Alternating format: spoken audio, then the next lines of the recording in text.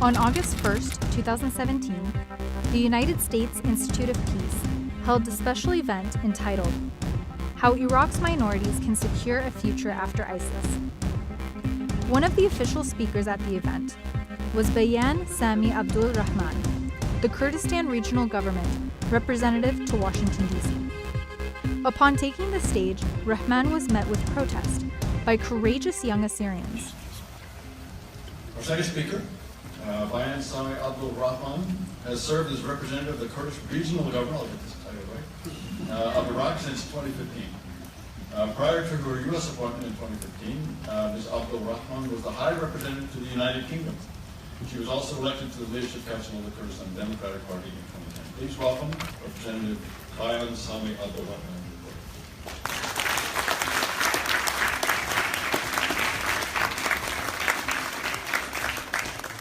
No justice, no peace. Shame on KRG. No justice, no peace. Shame on KRG. No justice, no peace. Shame on KRG. No justice, no peace. Shame on KRG.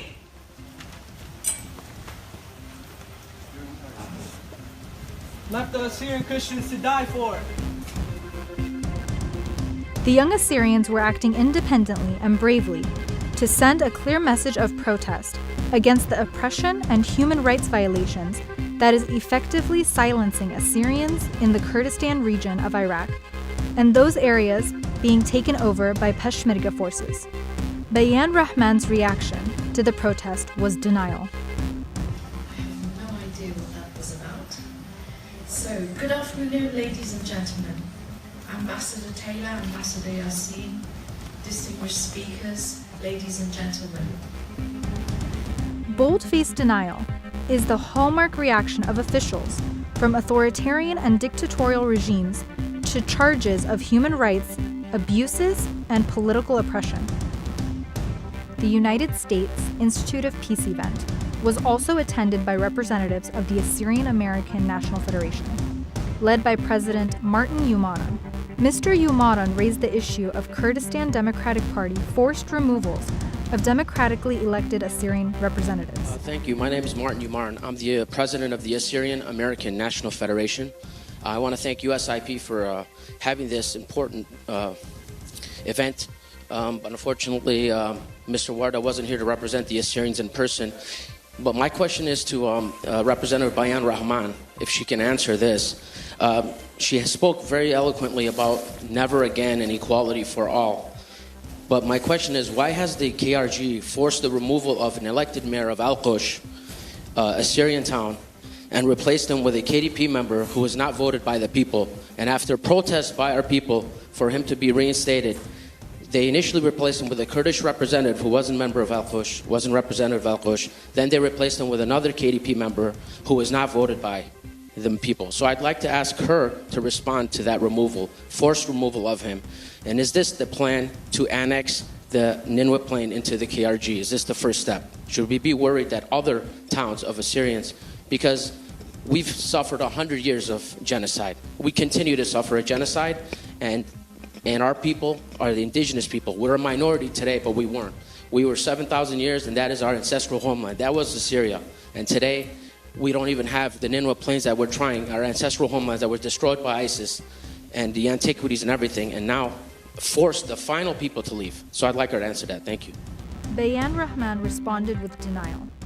Thank you very much, and thank you for the question. My understanding is that the mayor of Al-Qush, who was removed by the local council. It wasn't a political party's decision, it was the council's decision. I also understand that there had been a long-running investigation into that mayor, and there had been protests against him. So this is my understanding of the situation there. Bayan Rahman's key claim is that the Kurdistan Democratic Party was not involved in the removal of the mayors. What she is not indicating is the violent entry of ISIS into Iraq, and the war to drive ISIS out has resulted in the Kurdistan Democratic Party expanding its political control in the area. Today in Al-Qush, the Kurdistan Democratic Party has been able to take control of 4 of the 6 seats on the local council, including the head of the council. The Kurdistan Democratic Party is also known to directly influence the Sunni Arab on the council. It was only when the Kurdistan Democratic Party controlled 5 of the 6 seats that the independent Assyrian mayor, Faiz Abiad Jahwari, was removed. The removal of the independent Assyrian mayor of Tel Kepe, Mr. Bassem Bello, follows the same pattern.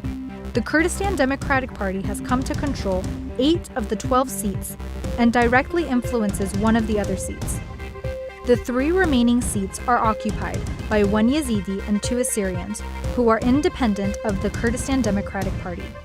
The yes votes to remove Bassem Bello totaled 9. None of the 3 local council members, independent of the Kurdistan Democratic Party, voted to remove the Assyrian mayor of Tel Kepe.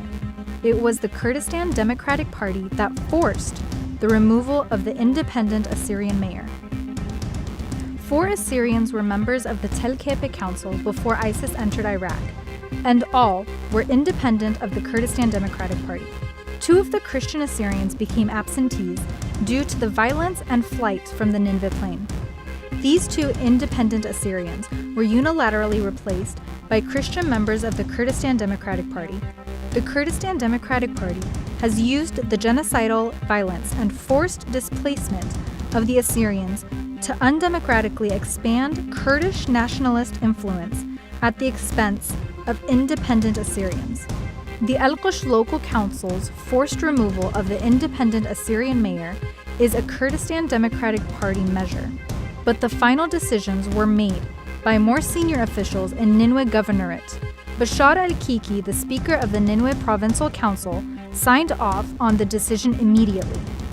Then, the deputy governor of Nineveh, Abdel al-Qatar, Abdel Allah al-Sinjari, finalized the decision and illegally appointed an interim mayor. They appointed interim mayor Abdel Amin Omar. Sepien Talara Yusuf was finally appointed to the position. Every one of these people is a member of the Kurdistan Democratic Party, and it was the takeover of the Al-Qush local council by the Kurdistan Democratic Party that made it possible.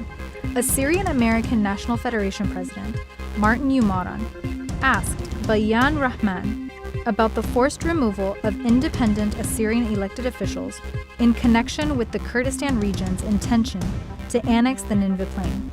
Bayan Rahman replied, It wasn't a political party's decision, it was the council's decision. Bayan Rahman is lying. She is lying to the indigenous Assyrians, demanding accountability.